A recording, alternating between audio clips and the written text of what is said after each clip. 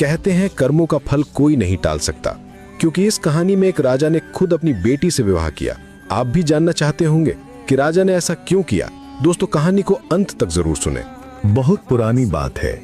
उदयगढ़ नाम का एक विशाल और वैभवशाली राज्य था।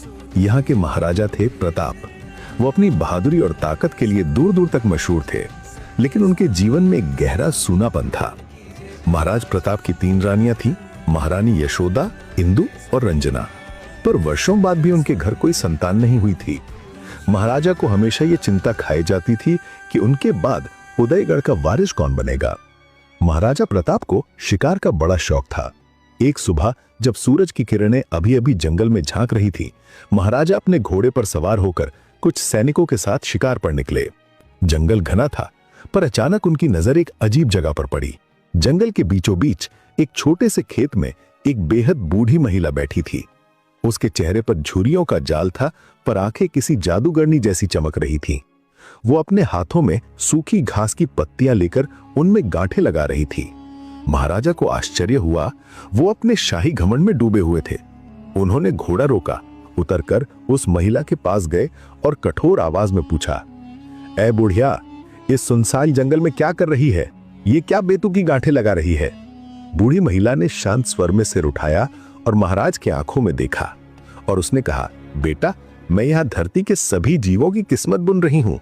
जीवों की जोड़ी बना रही हूँ तो किसी की तोड़ रही हूँ। मैं भाग्य की देवी हूँ। आगे की कहानी में जो होने वाला है वो आपको हिला देगा। पहले एक लाइक जरूर करें और आगे सुने देवी का रहस्य। महाराजा प्रताप को हंसी आ गई। भाग्य की देवी, तू तो पागल लगती है। साफ साफ बता, ये जोड़ियां कैसे बनाती है? महिला मुस्कुराई, राजन, मैं सबका जीवन साथी तय करती हूँ। ये प्रकृति का नियम है और मैं सिर्फ उसका हिस्सा हूँ। महाराजा का घमंड 7वें आसमान पर था। उन्होंने सोचा ये तो मेरी किस्मत में ही बदल सकती।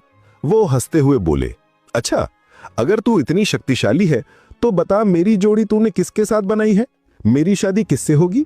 बूढ़ी महिला की आंखों की चमक अचानक भयानक हो गई। वो महाराजा का अहंकार समझ चुकी थी। उसे लगा कि इस घमंडी राजा को सबक सिखाना जरूरी है।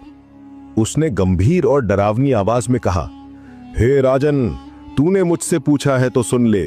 तेरी जोड़ी मैंने तेरी पहली रानी यशोदा से जन्मी तेरी सगी बेटी के साथ बनाई है। तेरी शादी तेरी अपनी बेटी से होगी। तूने जो मजाक किया उसका फल तुझे मिलेगा।